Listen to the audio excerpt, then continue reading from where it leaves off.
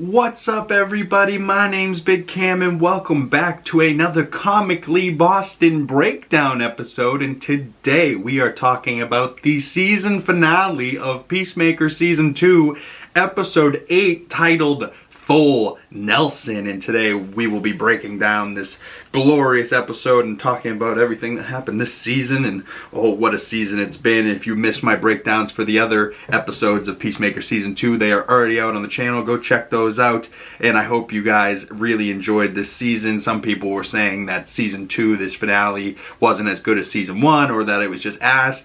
Maybe you just don't understand that the connections on where this is going, and like the little Easter eggs he dropped for like the comic book fans in there. Like me, myself, I was even like, huh, I wonder where this is heading. And then I seen some posts on people online being like, oh, this could be setting up this and that and that, you know. So we're going to talk about all of it today, and I think it was a really good season, and I can't wait to see where they're going forward. But previously, last week on Peacemaker, Chris realized just how much he didn't notice in the Nazi world with the Hitler mural up on the wall in Argus. And Judo Master saved ADEBYO by electrocuting all of the angry mob people that were chasing after her in the pool. HARCOURT finally seemed to be at some sense of peace, but AGEE also seemed to not be a Nazi, and Vigilante came jumping through the window and killed him. And then the 11th Street kids almost killed Keith, but Peacemaker cried out for them to stop, and he said, what the fuck is wrong with all of us? And HARCOURT was going to shoot Keith in the head so that he wouldn't come after Chris in the future, but she wasn't able to, so he might be back in the future at some point, but he's not in this episode. And Argus arrested Chris as we went to credits, so we ended last episode on his face in the back of a cop car. But we open up the finale of Peacemaker Season 2, a 58-minute episode, as we hear Someone Special by Hardcore Superstar playing, and we see a flashback to 1 month ago with Chris and HARCOURT on a date, and he's embarrassing her, and they're at like a Big Belly Burger, and he's embarrassing her by singing Somebody Special by Hardcore Superstar, and he's embarrassing the hell out of her in this public restaurant. Everyone's like looking at him like, what the hell's this guy doing? And she's like, oh my god, dude, stop. She's like slinking underneath the table like a kid at a restaurant with an embarrassing dad, you know what I mean? And Chris says to HARCOURT that he thinks she is somebody special, and she's like, I'm nobody special, and he's like, I think you are. And Chris ordered them some shots, and by some I mean a bunch of them, and she's like, dude, what is this? And he goes, what? I didn't want the waitress to keep having to come back. So they just start taking a bunch of shots and getting blackout drunk, and they seem to be laughing and having a good time. And when they leave, Chris has to protect some random guy who is proud of his freckles from getting the wrath of HARCOURT. And HARCOURT looks at Chris like, what, are you trying to protect me? And he's like, no, I'm trying to protect him. You were gonna rip that guy apart who, you know, just complimented you in a creepy way, but like, you were gonna tear him apart. Let me remind you that that guy, his mother raised him to be proud of his freckles. And she kind of chuckles like, oh god, you're right, okay, I shouldn't just beat up every guy that looks at my general direction at a bar. And HARCOURT hates it, but she admits Chris was right, and she's glad that they came out, when Chris all of a sudden goes, oh shit. She's like, what, oh shit, what? And he sees a boat, and he's like, we gotta go. And this is the boat that we've heard all season long about, and we see that it's a rock cruise for a band called Nelson is playing, hence the title Full Nelson. And I believe Nelson is a real band in real life. I think they have a song that plays later in the episode that's like a real song that popped up on Shazam at least, so real enough for iTunes. But as they go to get on this boat, they cut away from the flashback and they go into the intro, in our last time hearing Oh Lord by Foxy Shazam as the intro, but it's such a good song that they actually come back later in this episode. But I believe if we ever see a Peacemaker Season 3, it will be an entirely new intro song and a new dance and everything like that. So this could be the last time we hear Oh Lord by Foxy Shazam in Peacemaker. But then we come to the title card, Chapter 8, Full Nelson, written and directed by James Gunn. And we come back from the intro to see Chris in his prison cell rejecting to see the 11th Street kids who are coming to see him. And the guard's like, why don't you want to see him? And he's like, maybe because I'm the angel of death. And he's like, Most people don't reject seeing visitors, but okay, we got the angel of death in here, guys. Like, and they walk out laughing at him, and he's just like so depressed. But we cut over to Harcourt and the Argus team in these suits, and they're like exploring the QUC. And ECONOMOS says to Sasha, "Your boyfriend's a dick," and she's like, "He's not my boyfriend," talking about Flag, and he's like, "She's not?" But we kind of see later in this episode that I think they were together, and maybe they're not anymore, but we'll get to that. Fleury starts telling Harcourt about Cupid's experience at a strip club and with a stripper named Mothra, who he ended up throwing up on with her big giant titties in the middle of a dance. And she's like, "God, I reject hearing this." And he's like, "God, see, do you feel better now telling that embarrassing story?" And she's like, "No, you should be the one that's embarrassed. You threw up on a stripper, dude." Like, fucking. But then the team comes across door 22 and it's unlocked, and Cupid opens it, and it's the Wizard of Oz gumdrop world that I was explaining at the end of the credits last episode. James Gunn called it Candyland, and they go in, and you know, it looks like there's candy canes that are trees and shit, and like it looks like a, you know, like this perfectly fine Dr. Seuss Whoville type of world where nothing could go wrong here. What are you talking about?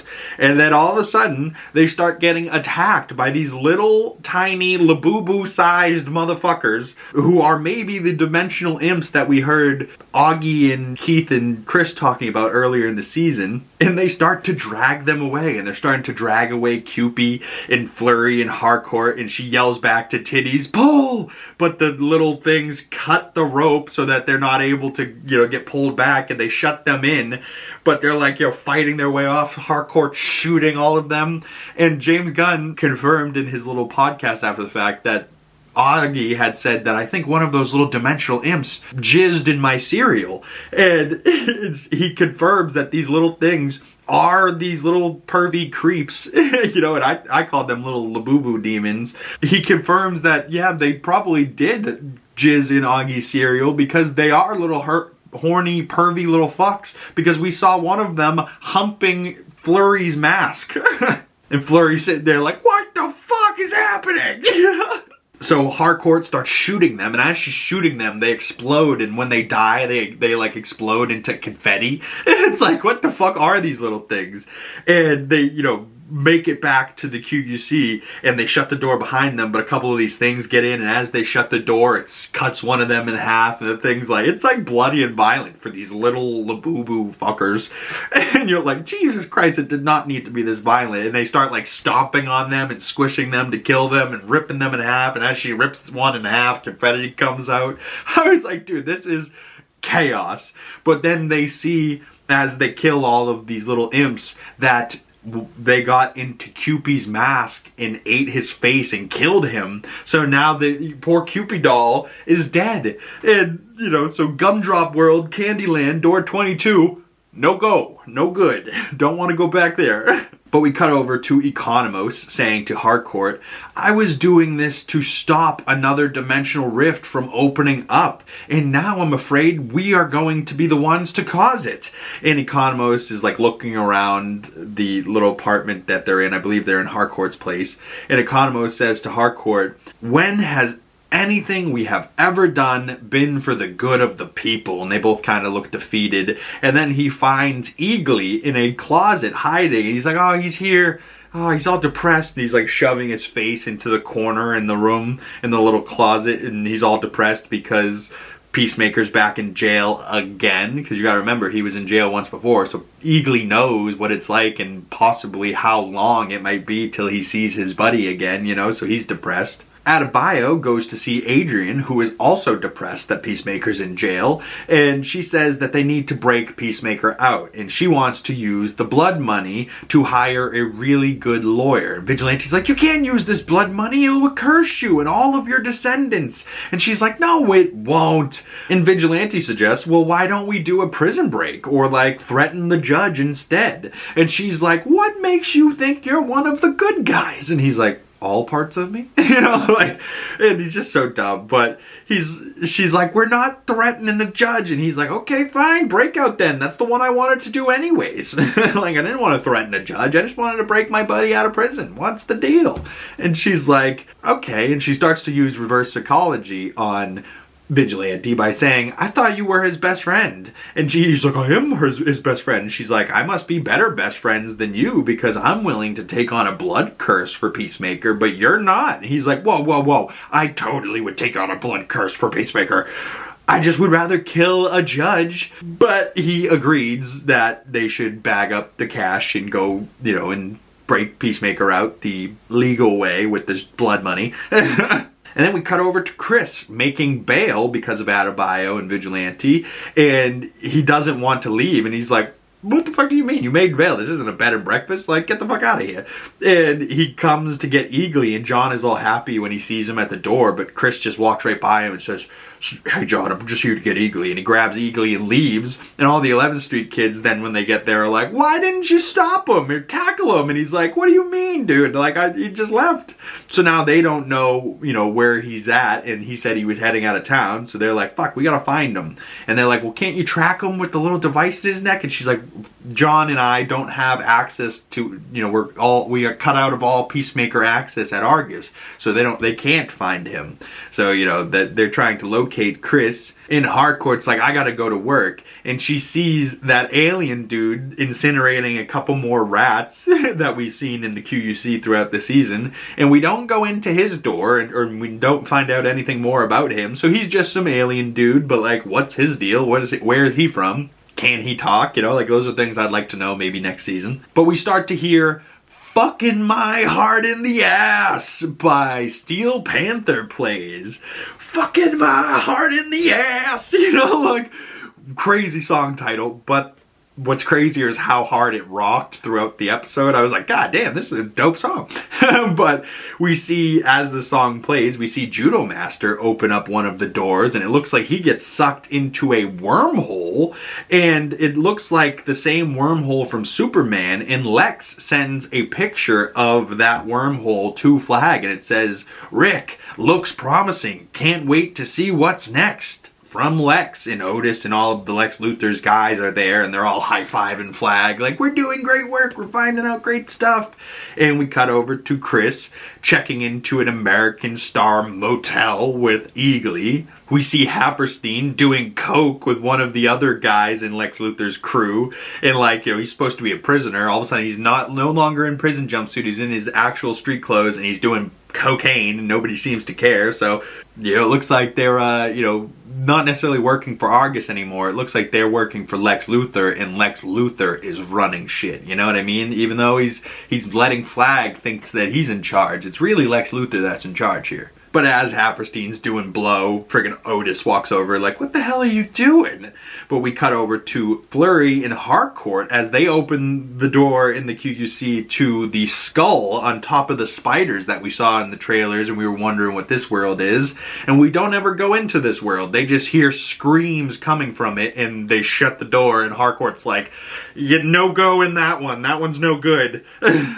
We then see Sasha as she's in a zombie world, or maybe a deceased world for the comics people, and she's dragging two guys back, and one of them gets bit and turns into a zombie when they return to the QUC, and as it like looks at her as a zombie, Mexicali shoots it in the head, and Sasha is like, what the fuck? But then we see her in bed with Rick Flag, and he's just asleep, and she's, you know, staring up at night, and she can't sleep because she knows what they're doing is wrong and reckless and dangerous, and they're losing a bunch of Argus people's lives, and Flag doesn't care. So, you know, maybe the beginning of the end for them. And we see Argus losing more and more people, but Flag and Lex's crew are just laughing it up, high-fiving, and happy with the information that they're finding out. And HARCOURT, Titties, and Sasha go through a door to this green long grass world surrounded by trees, and they take off their helmets because they can breathe the air here,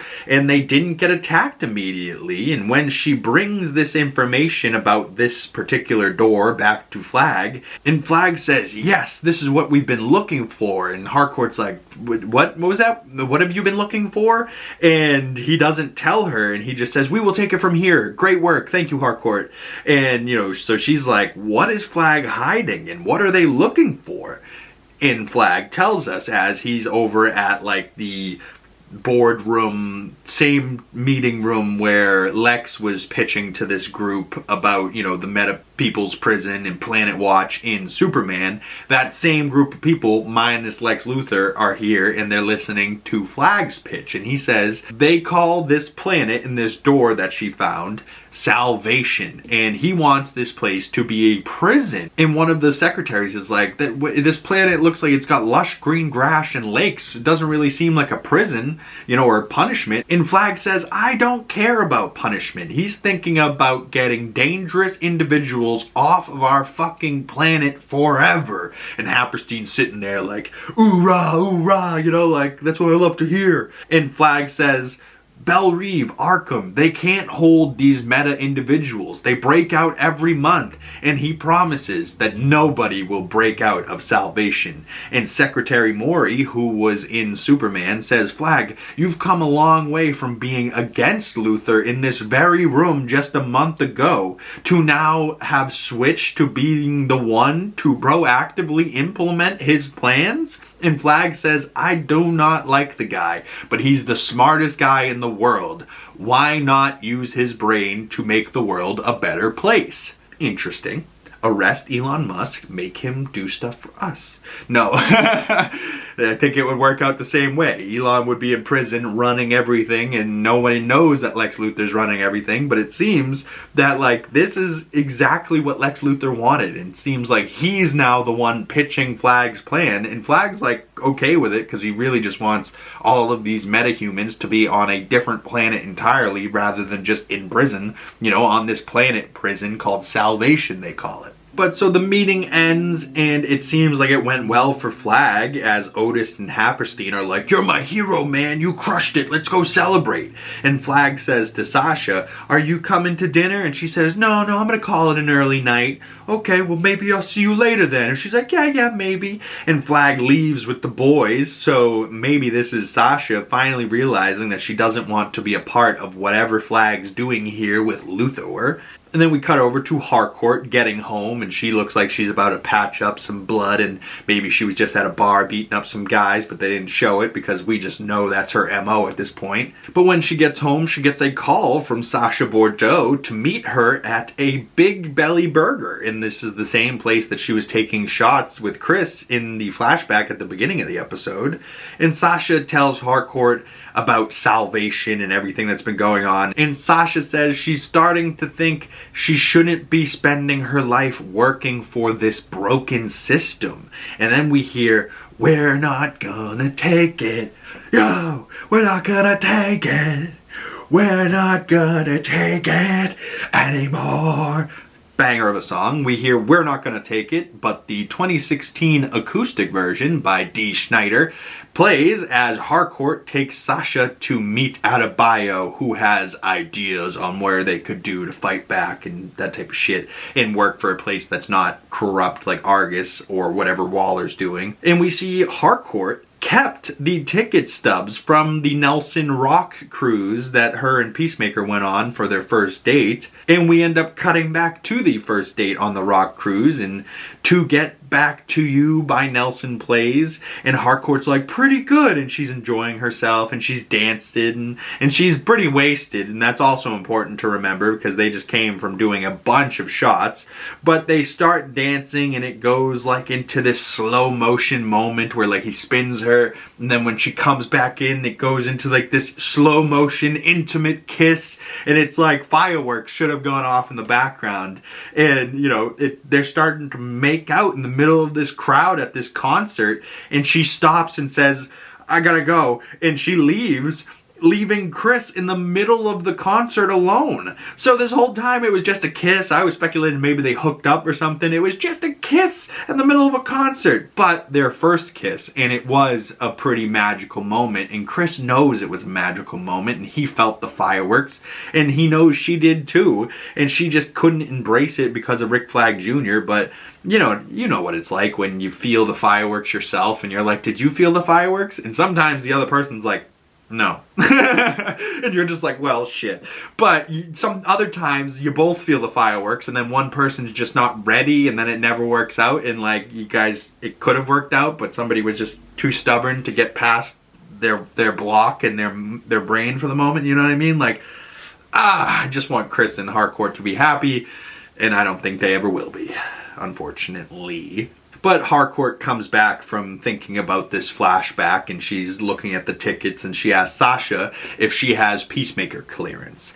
So we cut over to ADEBYO going to see Kia, and she breaks off their marriage, saying that she knows now that their relationship and relationships aren't just about how much you love somebody, it's about building a life together, where both partners can be happy, where your lives, they make each other stronger and you burn brighter together because of it. And ADEBYO knows that she can't have the life that she wants without making her wife feel trapped, and vice versa. So as much as it kills her to say it, they are not meant for each other, and they have to end their marriage. And Kia agrees, and they're both kind of sad, and they kind of cried together for a moment, but it's like, you know, probably for the best that they have to end and go their separate ways. I mean, Kia's character wasn't really doing a whole lot in the show anyways, so like, to bring her in would feel weird, and to kind of write her out in a different way would be weird. So I feel like this is maybe James Gunn's way of like, hey, bringing her back, but also kind of like, I don't really have a vision for this character, so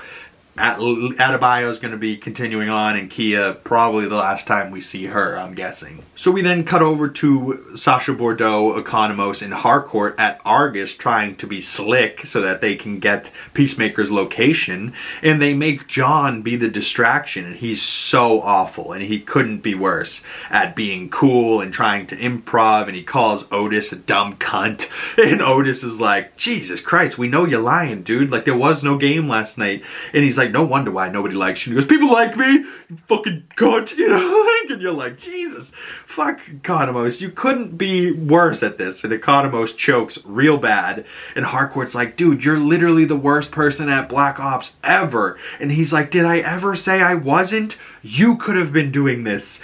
And they get Peacemaker's location, and they rush over to him, and Chris tries to run for it to not talk to them, but Adrian tackles him, taser him unconscious, and he says, I got him! And then our 11th Street kids all have him in this room, and he's like, I want to leave, you guys are trapping me here, and they're like, fuck you, man. And then they have this great heart-to-heart, and I have a clip of this whole scene. Hey, Chris! Oh, sorry, Ads, I gotta go. Chris, come on! Oh, fuck. Dude, please, why are you leaving? Everybody stop, okay? I'm leaving town. There's nothing to get. Hey! Adrian! What the fuck? What are you doing? Adrian, stop! What the fuck? Got him! What are you doing, man? I'm not doing anything. You guys are forcing me to be here. We have all tried every day to see you, and this is how we have to do it. Why didn't you want to get out of prison? Would you guys just look at the big picture? We're trying to figure that out, Chris. Seriously? No, you're not looking at the big fucking picture, okay? All right, and I'm not being stupid. Look, we've all learned that there's like magic out there, right? That over the years, haven't we just learned that there's shit that can't be explained? Okay. Yeah, well, I'm fucking cursed. You're not cursed, dude. As my brother was my best friend. I killed him when I was 8, all right? I befriended Rick Flag Jr., I fucking killed him too. I killed my own fucking father. I get to go to an alternative dimension, and what's the first thing I do? I kill my fucking self. And then I find that my father and my brother are alive. Glory be, I fucking killed them too. That's stupid shit. Fuck off, ass! Don't tell me it's stupid, all right? Everybody around me fucking dies. Chris, listen to me. Every time someone around you dies, it's because you're not listening to yourself. Your father told you to fight your brother. You did. Waller told you to kill Rick, and you did, and you knew you shouldn't have gone to that other world. But when you are truly who you are, Chris Smith, what happens? Nothing. You touch people, man. I believe in miracles because of you. I know who I am because of you. When I'm around you, I feel loved. You're big and you're stupid, but I know you love me. And I don't know if I can say that about anybody else in this world. Dude, you're my best friend. I don't want to do cool shit without you. John loves you so much, he put himself on the line countless times for you, and he's like the biggest coward who ever existed. Jesus, you gotta work that in? And me, Chris. You hear me, Chris? We're tied. You and I. All of us. And we have all been listening to someone else. To Waller, to Flag, to Argus. Fuck them all. Fuck them. We're gonna do something, Chris. For us.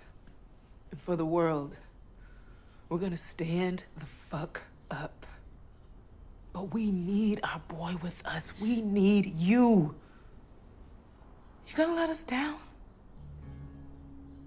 Oh, what a great scene, and so emotional, and like 11th Street kids really couldn't be closer as like a team, and they really do care and love about each other so much, and you can see how much ADEBYO loves Chris.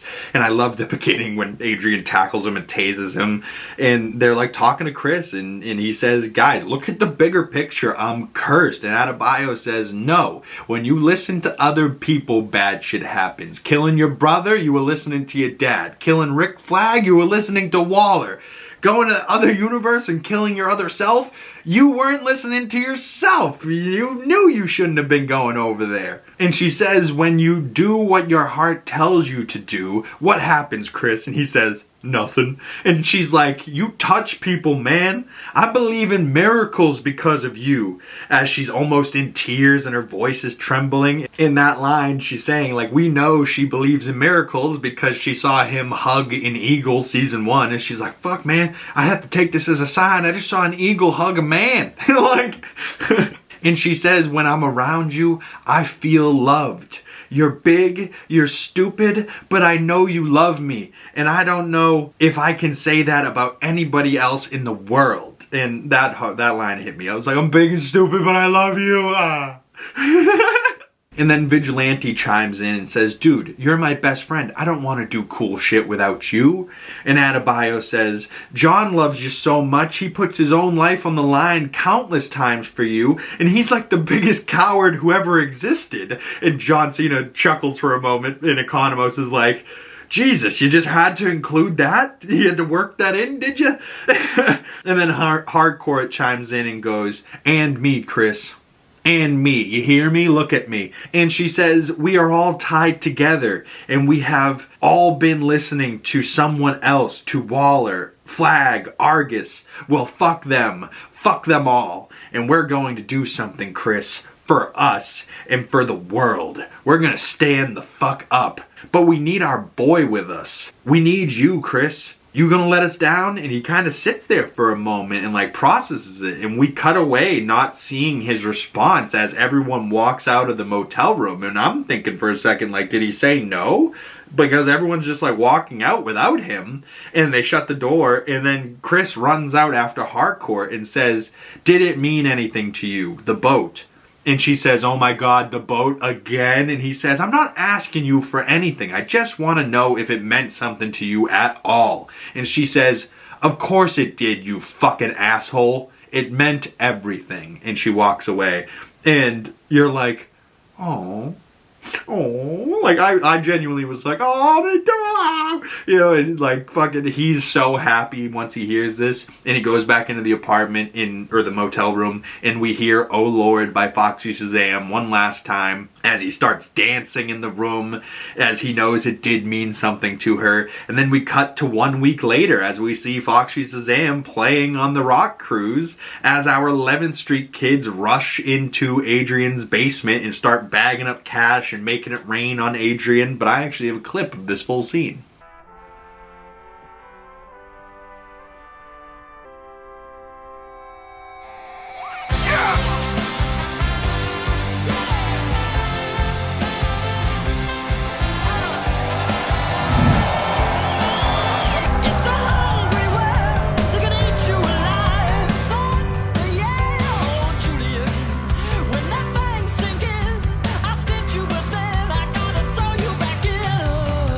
You just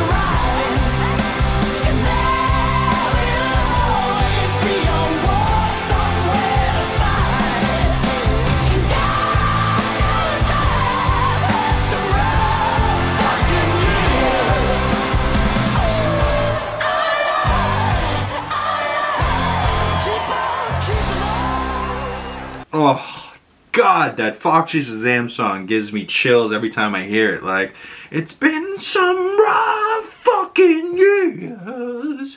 Oh, Lord. Oh, God, what a fucking banger of a song. And they were so good that he had to put the actual band in there. Like, couldn't just have them be the intro song. He was like, nope, they'll be back. They were fucking awesome. And the actual lead singer is fucking so, like, he's got the curly mustache, he's got such swag, and like the whole band is swag. Oh, Foxy Shazam. I am now a fan, a full-on fan of Foxy Shazam. Like their other song, Dreamer, that was in the show. Both songs have been on my playlist, being listened to quite a bit. But so the 11th Street Kids, throughout that clip, they're throwing money on Adrian, and he's doing like his little butt dance. And we see the 11th Street Kids use the blood money to buy an office space, and like a really nice office space. And it looks like Sasha Bordeaux, Judo Master, and Fleury has joined the 11th Street Kids. And we see Fleury, right at the end of that clip, he starts to quiz Adrian about spiders.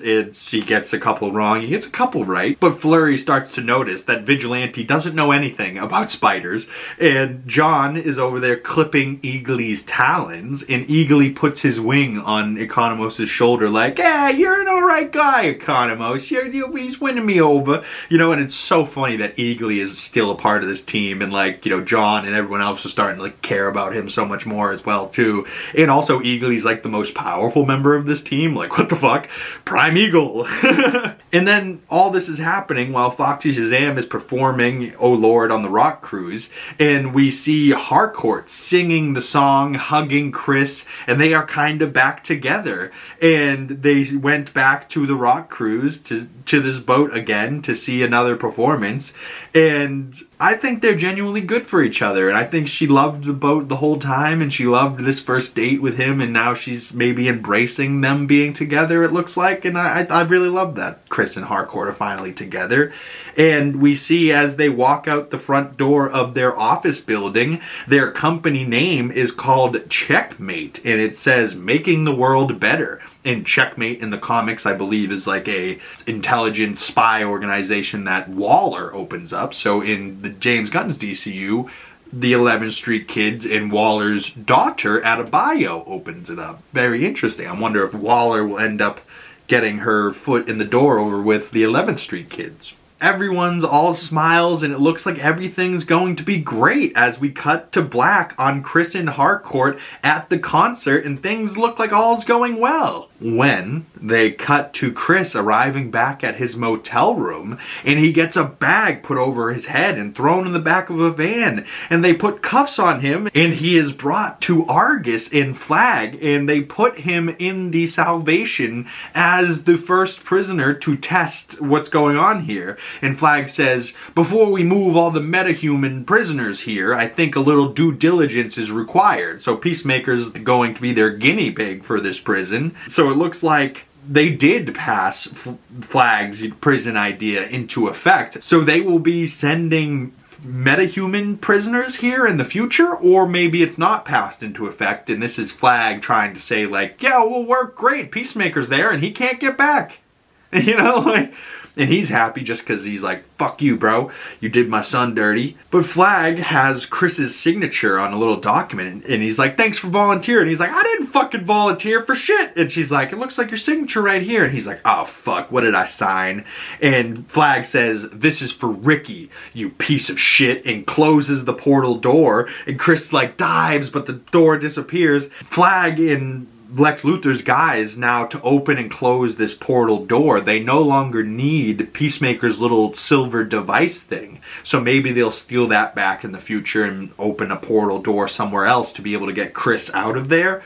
Who knows? But as far as Flag and Lex Luthor's guys, they have now figured out this technology a little bit more than Peacemaker ever has. But that's why this prison is going to work, because they're going to open the door in a new spot every time so that the prisoners won't know where they're going to be coming in or leaving. So it's actually a pretty good idea for a prison, But it sucks that our boy Peacemaker is now trapped on whatever planet this is called Salvation, as Reckoning by the Cruel Intentions plays as Peacemaker hears growling and monster noises coming from the trees as they cut to black in the credits, and that's a wrap on Peacemaker Season 2. I was like, holy shit, how are you gonna leave Peacemaker just like, everything's going good, by the way, Flag put him in Salvation. Fuck! You know, like, oh man, like, it could have ended on a good note, it really could have, but then it ends with this like, sorry, not sorry.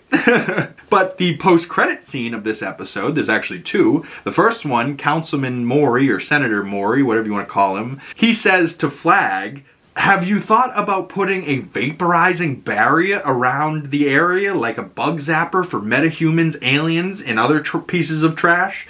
And Flag is like, are you making this up? Are you making this shit up? And he's like, no, no, no, no. And then it cuts to credits. So maybe there'll be a vapor barrier so they can't fly in and out of there in the future? Maybe.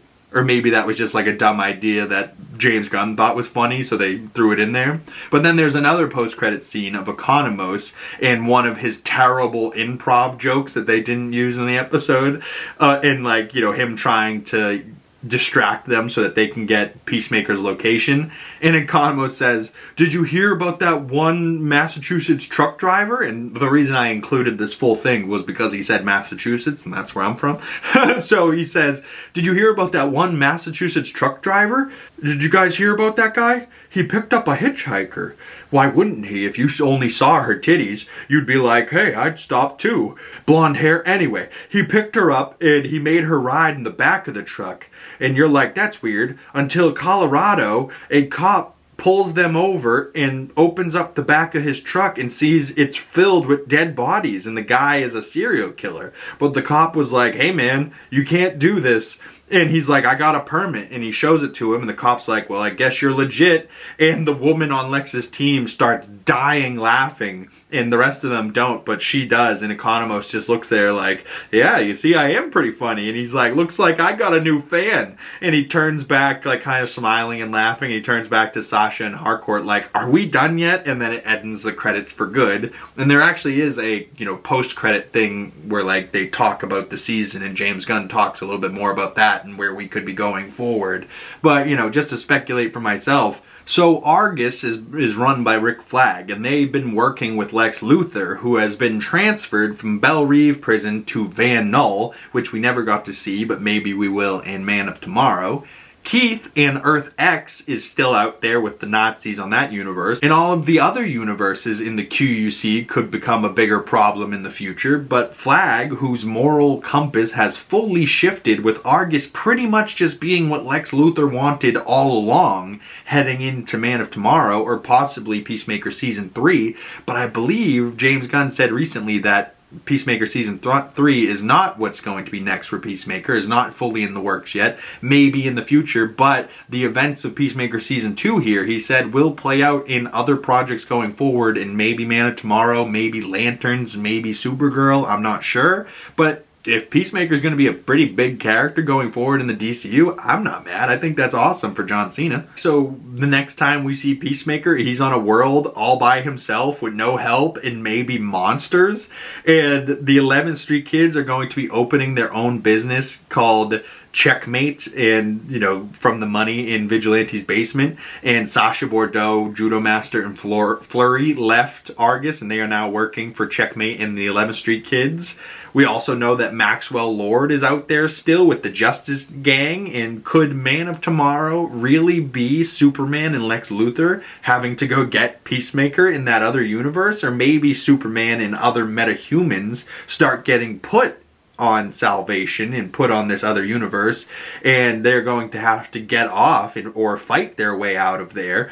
Or maybe the monsters from the Salvation world get out into the like QUC and get through the doors of the QUC and get into their world that way.